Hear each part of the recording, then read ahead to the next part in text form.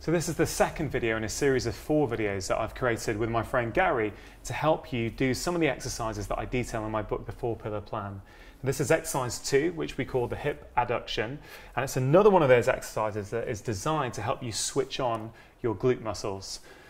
Gary, talk me through this exercise and maybe focus on the key points that people at home need to understand so that they can do this in their own house. Absolutely, and also to be able to get the benefit of waking up the sleepy glutes. So if you stand on the step for me, initially both feet will start on the step, okay. And it's going to be a one-legged exercise where the key focus really is that we're going to drive weight right into the one foot. So Rangan, I'm going to get you to take this left leg, reach down towards the floor to touch the floor. Now, allowing your weight into the big toe knuckles here.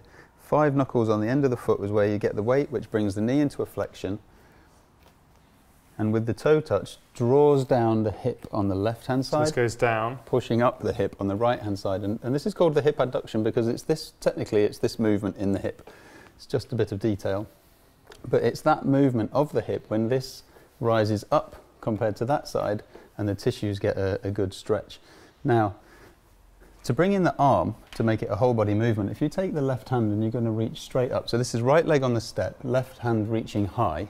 Appreciate I'm very tall here, so you may not be able to see the actual top of my arm, but that's okay. It's just really the concepts and the movements. In essence, the left hand is reaching up, up, up, up, up, up, all the way up as far as you can until you feel all the stretch down the left-hand side of your torso, and that is matched by the stretch on the right-hand side of your glutes, sleepy butt, and outside of the leg, etc. I think it's really important that people understand it. It's almost like a one-legged exercise, and so all the weight should be in that one leg. Yeah. Of course, we want you to do the left side as well, but we're just focusing on the right side in this video. Indeed.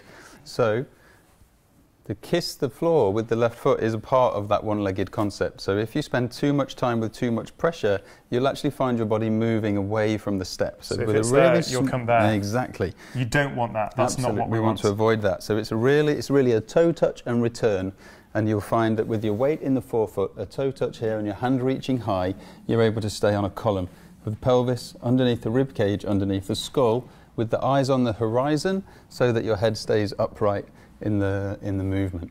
I mean, it really feels like a whole body exercise, and actually I've done, what, 5 or 6 now, and I'm really feeling it. Yeah, and that's about the number that we're looking to target. And also it's really helpful, I think, for readers and viewers that we talk about this being a sleepy butt, but obviously muscles of the torso that work with the butt, muscles of the knee that work with, they're all coming into play here. Well, Gary, you know, a feature of this entire book is that the body is hugely interconnected. Oh, absolutely. And one of the things that's always resonated with me with your philosophy is that, you know, one movement affects another movement. And so I think it's great how although, you know, we're saying we're focusing on this glute muscle, we're also targeting all the other muscles in the body that help influence that. Indeed, and so we use the arms and the foot pressures, etc., to bring everything into an integrated whole movement.